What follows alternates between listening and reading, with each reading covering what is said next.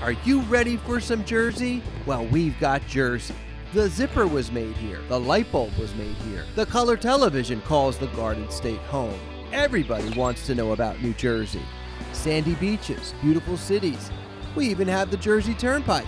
Inventors, music, the movies. You need an exit? We got them too. You want Jersey? This is Jersey. Welcome to this edition of This is Jersey. We're in Jersey City today talking to Italian comedian and hometown guy Mike Marino. Mike has had a varied career in show business, starting out in commercials and now headlining at the historic Jersey Lowe's Theater in his home city. His comedy centers around his Italian heritage, and in his riotous act you'll find the usual suspects: the mafia, the accents, and the big Sunday dinners. He's also got an ongoing election-themed YouTube series, as well as a television pilot in the works. We caught up with him at the Lowe's Theater to get his thoughts on the big show and to hear about his hysterical career. Tell me about growing up here in the city and then leaving. You know, I was born in Jersey City, and my family's all from Jersey City, and I think anybody with the last name Marino is from Jersey City, and Greco, and my mother's last name was Berardo. You know what? When you're growing up in a city like this, you say you move out to the suburbs, and in the suburbs, in a 1 mile square radius is your neighborhood. But in Jersey City, your neighborhood is in the building that you're in. So when you want to talk to other people that are in your family or other people that are in your neighborhood, you open the window and you say, "Hey, Anthony, are you going to the store? I need to go myself." That was the difference in the neighborhoods, right? Then all of a sudden you got things like nicknames for people that you really don't know well. And when you're 6, 7 years old and there's a nickname for a neighbor, you think that's their actual real name. We grew up next to a lady, her name was Angie. We thought her last name was Pangy, because they would say, "Hey, watch out for the neighbor, Angie Pangy." So when a little kid, you're like, "Hello, Angie Pangy." She started screaming at you, "Why'd you call me Pangy?" "Well, we thought it was your name," you know? And that was Jersey City. So you left here when you were about 5? No. I was in the city until I was, let's say, 8 years old. Okay. But my grandmother owned the building that we grew up in, or that she grew up in. Her great-grandfather owned it, and so it's been going back for, let's say, 100 years. And then you go into kindergarten. So my first experience in going to school is kindergarten in Jersey City, and then Mount Carmel Church. You know, I remember when I was going to school, and you go out on the playground, if you did something wrong, your punishment was stand against the fence. You stood against the fence, and you were petrified that some nun might crack you in the head. Then you were even more petrified that when you got home, your parents would find out, they'd crack you in the head even harder because the nun had to crack you in the head first. Try that today. You get cracked in the head by anybody, everybody's going to jail but the kid, including the parents. So you leave beautiful Jersey City to go to Scotch Plains. How did that happen? Well, I think we were leaving Jersey City, my immediate family, mother and father, my 2 brothers, to go to, let's say, Scotch Plains, New Jersey, which is where we went. And that's a suburban town, let's say, to get away from what might have been a worse neighborhood. Maybe the neighborhood was getting bad. So we went. I remember everybody crying when we were leaving too, because we were crying too. I'm like, wait a minute, how can we be leaving here? We know everybody here. How often are we going to come back? But Grandma still owned the building, so we were coming back every other Sunday. You don't miss going to Grandma's house on a Sunday afternoon. Grandma was going to Mount Carmel Church. At 2 o'clock, we were having spaghetti and meatballs like every other Italian person in the building, you know? And then we didn't stop that tradition. So even to this day, I'm still eating macaroni on a 2 o'clock in the afternoon on a Sunday with as many people as I could find, whether they're from the old neighborhood of Jersey City or actually the old neighborhood of Scotch Plains. It really doesn't matter. 2 o'clock, don't be late, because like I say in my act, this could be the last supper. Now, did you get in trouble as a kid in school? Oh yeah, I was always getting in trouble. Not because I did anything wrong. I just had this flair for comedy. I always wanted to make people laugh. I wanted to do something funny and silly. So let's say I was a prankster. I would pull pranks on people, you know? I used to have these fireworks that I would attach them to a door, and if somebody came through the door, it would explode, and it would scare the crap out of you. I mean, nobody got hurt, but you know, I liked doing it. I never really went to prison because I knew a lot of people. Now, you said you were in construction. Did you go to college? I went to the American Academy of Dramatic Arts in New York City. That was basically my college because I wanted to be an actor most of my life. From when I was a little child, I was always imitating people. I was always impersonating TV commercials. I was impersonating my family. I always used to impersonate my Uncle Tommy. My Uncle Tommy was from Jersey City, right? And he would do things like this. Oh, you want to be an actor, huh? Well, they don't got actors anymore. They only had good actors back in my day. Like my favorite movie, the actors were in a movie called Gone with the Storm. I said, you mean Gone with the Wind? Whatever it was, the wind, the storm, it doesn't matter. I'm like, well, I thought you said you saw it. No, I never saw it, I only heard about it. Now, how do you not imitate that guy? I'll never forget when he said to me one day, he goes, hey, did you see what your president did? He finally listened to your Uncle Tommy. I said, Uncle Tommy, you don't know the president. You mean Ronald Reagan? And he goes, yeah, I know Reagan. And I go, what are you talking about? You don't know the president. He goes, I knew him when he was nothing but a singer. I go, he's not a singer, he's an actor. And he goes, they're all actors.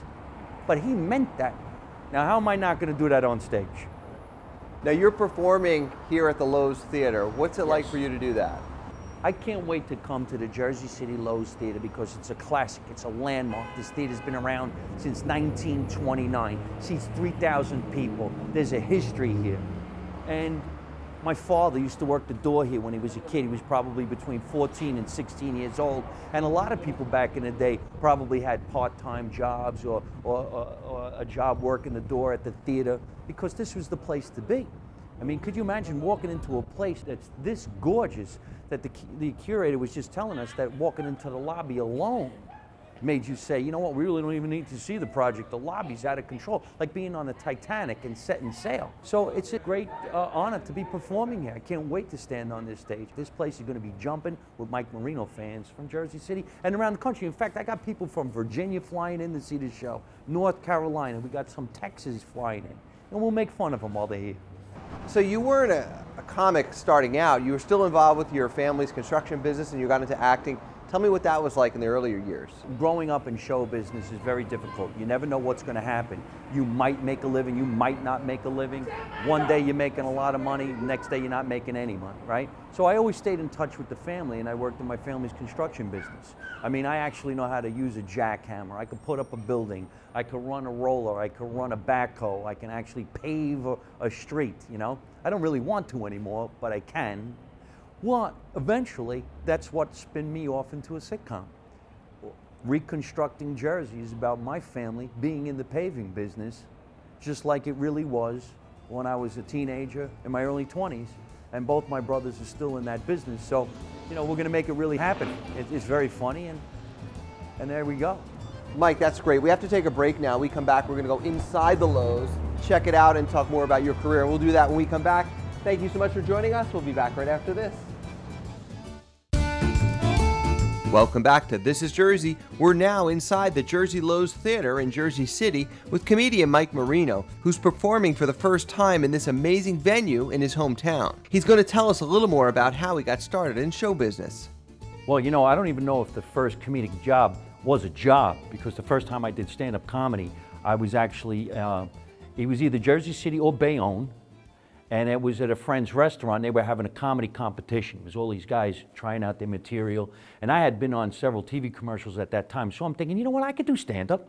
I could do stand-up. So I think it was like, let's say it was a challenge. Like somebody in my family said, well, why don't you go up and get on stage and you tell some jokes? So I figured, okay, I'll give it a shot. So I went up there and I just started making fun of my mom and what my mother says, you know? Things like, I'm not cooking for the family anymore, I've had it, this is it. And, you could all get out and go over your friend's house. And so I went on stage and I did it, and I won. And I think they paid $50 to the winner. And when I was done, there was a talent coordinator there, and he goes, how long have you been a stand-up comedian? And I says, I've never done this in my life. And he goes, you probably should keep going. And that was it. That was it. I was like 29 years old. Did you use the Last Supper story in that?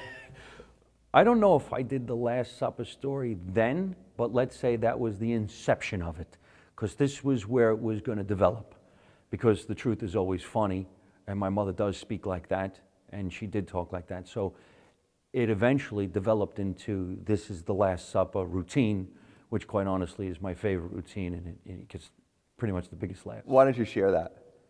Okay, well, in all actuality, my mother would cook for 50 people all the time. I mean, she really did. She cooked for 50 people every single day. They weren't there, but just in case they came, the food was waiting.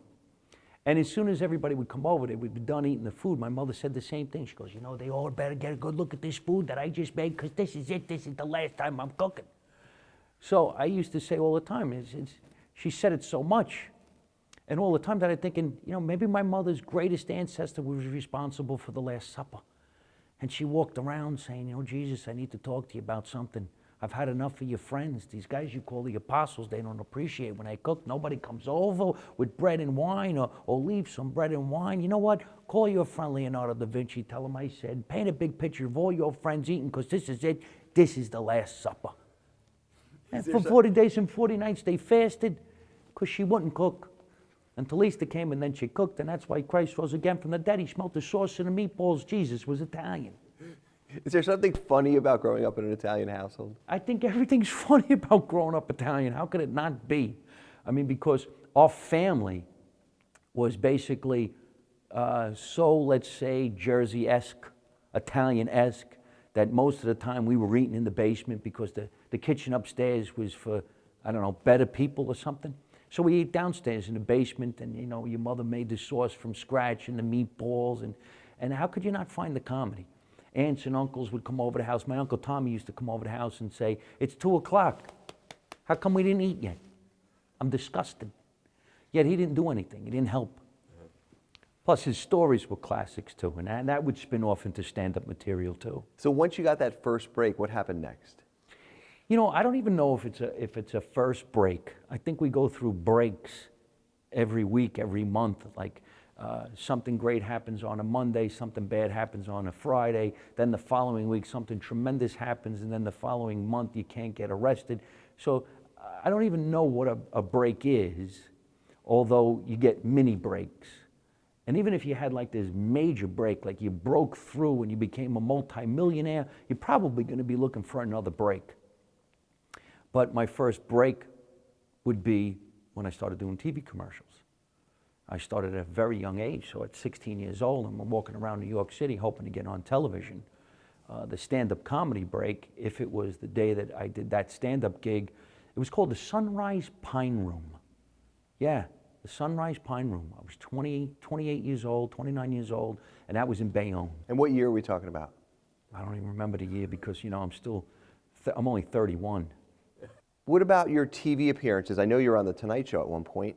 Well, you know what happened? I auditioned to go on The Tonight Show. This is probably going back 15 years, let's say. And I thought I was auditioning to do stand-up comedy on The Tonight Show. And I wasn't. I was auditioning to do sketch comedy. And they did a lot of sketches on the show. So when I went down there and I got the job, the casting director said to me, do a couple of skits on the show, let Jay see what you like, and eventually you do some stand-up on the show. So I'm like, fantastic, I'm going to be on The Tonight Show. And then you're going down there at 10 o'clock in the afternoon or in the morning, and you're rehearsing these funny skits with Jay Leno himself. So I started going, wow, can you believe this? I'm actually doing lines with Jay Leno. And then I did 1, 2, 3. Before you know it, I'm on the show 100 times. It was a gag sometimes. Sometimes you were prompted in the audience to ask them a question to set them into a joke. And it was just going on and on and on. And I remember Jay saying to me one day, the casting director said, well, we're doing a skit on Thursday. Jay wants to know if you can make it. And I go, wait a minute. Jay Leno wants to know if I can make it? And he said, yeah, he loves when you come on the show because he knows if you do a live skit and it doesn't go right, you'll pick up the pieces. And I'm like, okay, great. So I never did stand-up on the show. I was always a sketch player. Then one year, I did stand-up on the Martin Short Show when he had a show. And I remember I taped stand-up comedy on the Martin Short Show. 2 days later, it aired, and I went and did a skit on The Tonight Show. And I remember the talent coordinator going, didn't I just see you doing stand-up on the Martin Short Show? And I said, yeah. And she's like, you do stand-up? I'm like, do you all talk to each other? And she's like, I don't think Jay knows you do comedy. I thought we were an actor. And I'm like, well, I'm glad I'm the jack of all trades, as long as I'm on all the shows. So then later, eventually, I guess, when I went on a couple of other talk shows, and then I went on the Comics Unleashed show, which was a breakout, let's say. We are now at 9.5 million views because of the joke I did on Comics Unleashed, the Byron Allen show. We know you don't only do TV, but you've done a lot of live performances. What were the early ones like, and the venues you worked? Well, of course, you know, live performing is a lot different than a TV appearance. A TV appearance is very structured. You only have a certain amount of time, and usually the audience is prompted to just cheer and laugh no matter what. A live performance, it's do or die. And I've been all around the world now, I would say almost twice. I'm very lucky, very fortunate, and performing live is the greatest feeling in the world. So if you're doing a 1,000-seat theater from Atlantic City all the way to Canada, or you're in Vegas and there's 1,000 people and they spent a good amount of money to come and watch you perform, it's just the greatest high. And sometimes you're in theaters that are brand new, state-of-the-art, and sometimes you're in theaters that have been built in the 1920s, and you kind of feel like maybe there's the ghost of Charlie Chaplin there, or maybe the ghost of the Marx Brothers, and you know, and you're like, wow, I'm a part of history. But it's also the high of people actually pay to watch you perform live for an hour and 15 minutes, and to go home laughing, and hopefully they go home thinking, I remember my childhood because of Mike Marino, or I remember the way my family was because of Mike Marino, or they just had the greatest time and they forgot about their problems for a day because of Mike Marino. That's great, Mike. We have to take a break now. We come back, we want to talk about some of your other projects, including your web series. We'll do that when we come back. Thank you so much for joining us. We'll be back right after this. Welcome back to This is Jersey. We're back to continue our conversation with Italian comedian Mike Marino, a headliner here at the Jersey Lowe's Theater in Jersey City. So Mike, you've done a lot of things in your career, but what are some new projects you're working on? I understand you have a movie that's just come out. Well, yes, I was very lucky. About a year ago, we did a movie called Critic-Sized, which is a thriller, and I'm lucky enough to be the co-star. This is my acting chops, no comedy. Okay. And I play detective looking for the murderer, and should be out hopefully by the end of the year, so let's say December, maybe Christmas time, and it's called Critic-Sized. And I did this TV project called Reconstructing Jersey. And Reconstructing Jersey, I wrote and created because I think we're ready for a modern family version / New Jersey-esque show.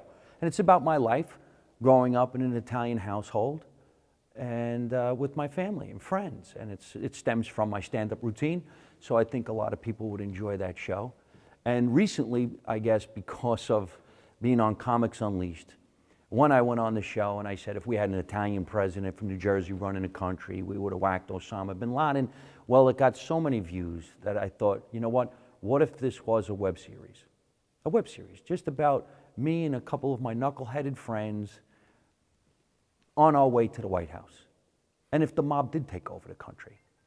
So I think it would be really funny. And that's what we're doing. And you can actually watch it. We got millions of people watching this series. It's on YouTube. And watch me and my comedic friends and some celebrities. Won't mention their names right now. We got celebrities in my web series. And I got a great producer and director working with me. They're fantastic. There's Cody Boyson, who is directing the project, and Tatiana Bluchel, who's the producer of the project. And the three of us come up with these great, funny, Jersey-esque style mobster family. Picture the Sopranos taking over the White House, if you will. Why is it funny being Italian and growing up in New Jersey? Could that work in like Nebraska or West Virginia? It's actually 10 times funnier for an Italian guy like me from New Jersey to play Nebraska, or to play anywhere in the Midwest, or to play Texas. I'm going to Dubai, I'm going to Australia, I'm going all around the world, I'm going to India, because the world has an affection for Italian guys from New Jersey, and there's nothing you can do about it. Yes, it's funny here. I remind everybody about their lives and that we can laugh at it. It's 10 times funnier if you put it someplace else. Because believe it or not, they look at you like, wow, those people really exist. It's not just a joke on television. and I'm happy doing it. Now, you don't look like the typical Italian. You have some light skin. Tell me about that. Are you all Italian? Yeah, well, my mother's actually from Italy. My father's from Jersey City, New Jersey. And there's nothing else in this breed. I am a full-blooded Italian, and I'm proud of it. So give us some of your Italian Jersey shtick that we haven't talked about yet. Well, you know, my campaign is based on if we had everybody in the world ate some pizza, they'd be a lot happier. Let's be honest, you can't be angry with a slice of pizza in your hand. Maybe when we're done taping, we'll go downstairs and get a couple of dirty water dogs. How could you be upset when you have some food in your hand, right? Plus, I stand on, you know, very firm on the pizza party platform. And as Trump is going around telling everybody, let's make America great again, I'm telling everybody, let's make America Italian again. When you reference your family members, you've referenced your mom here and others, do they get a kick out of that? Do they enjoy being a part of your jokes? Oh yeah, the family always gets a kick out of being part of what's going on, all right? They'll usually say something like, it's Friday night, where you going? I'm like, well, I got a show. Oh, what are you gonna do when you're done? Like they think this is easy. It's a piece of cake. I'm in construction, my brother will say. I work every day. I'm dying over here. You just tell jokes. It's easy. I'm like, no, it's really not that easy.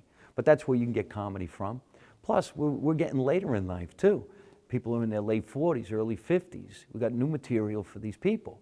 I mean, how many times did you stand still and say to yourself, ow, something went wrong in my body, you know? So there's always new stuff coming around. You said you've worked with Jay Leno. What other celebrities, comedians have you worked with in the past? Fortunately and luckily, I've worked with a lot of celebrities now. And I've been touring as an opening act or part of the Dina Martin show. Dina Martin is Dean Martin's daughter. I've been happy to be part of that show. Robert Davi. Robert Davi's been in more movies than I can even talk about, 150 movies, and he stands in front of a 34-piece orchestra, and he called me up because he knows that I'm friends with Joe Mantegna, and I had done a roast for Joe Mantegna. Why does a guy with blonde hair and blue eyes have a name like Mike Marino? The guy looks like he's Swedish. Louis Prima Jr., Louis Prima's son, and we've been touring, and you know, there's a good amount of others. You know, I think about a month ago I was performing and Flavor Flav was in the audience and he kept on going, Flavor Flav, and I'm like, yeah, not now, but it's nice to know he's a fan of my work. And yeah, a good amount of endorsements from many different celebrities. Mike, I'm really, really proud of you. It's amazing all these years later they're buying that Italian. What can I say, man? You should run for president. Wonderful thing about Mike is he's very warm. You know, you get a good feeling from having been in his company. Share some of the commercials you've been in. When I was about 14, 15 years old, I started going from Jersey City to New York City and lending my hand to hopefully get some commercials. And, you know, from peanuts and candy and potato chips. And I tell this story all the time. I was going around the city and people said to me, you're never gonna work in this business. You sound like you're from New Jersey. People don't like people who sound from New Jersey. And I was like, oh man, I'd go home and cry. I'm like, I'm never gonna make it in the business.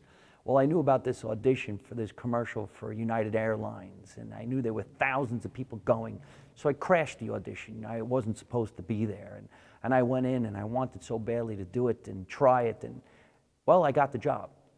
They auditioned 3,000 real U.S. Marines for this and a bunch of actors, and I got it. And I was 18 years old, I think, at the time, between 16 and 18, let's say. And I went to California for my first time I was ever on an airplane, and we shot this commercial. It was called The Green Marine for United Airlines. And when the commercial came out, they shaved off all my hair, and I looked like a Marine. I played the Marine on the airplane. Well, it was the #1 campaign of all time. For 5 years it ran. I made a great amount of money, and I remember going back to New York, and I met this agent, and she said to me, where do you think you're gonna go with this crew cut that you have and that voice? And her assistant said, shh, this is Mike Marino from the Green Marine commercial. Oh, I'm so sorry. And they signed me across the board. I had an audition for Full Metal Jacket within 5 days, and then the commercial got nominated for Clio Awards. And I got nominated for a Clio Best Male Performer. And I remember I went to Radio City Music Hall. They announced my name as a nominee. I didn't win. I lost to Chuck McCann, who was in the Dr. Pepper commercials, if you remember. But I became one of the top 5 commercial actors in New York City for at least 10 years. Great. Well, Mike, thank you so much for being on our show, and hopefully we'll have you back again soon. I'd love to be back. And thank you for watching. We'll see you again next time.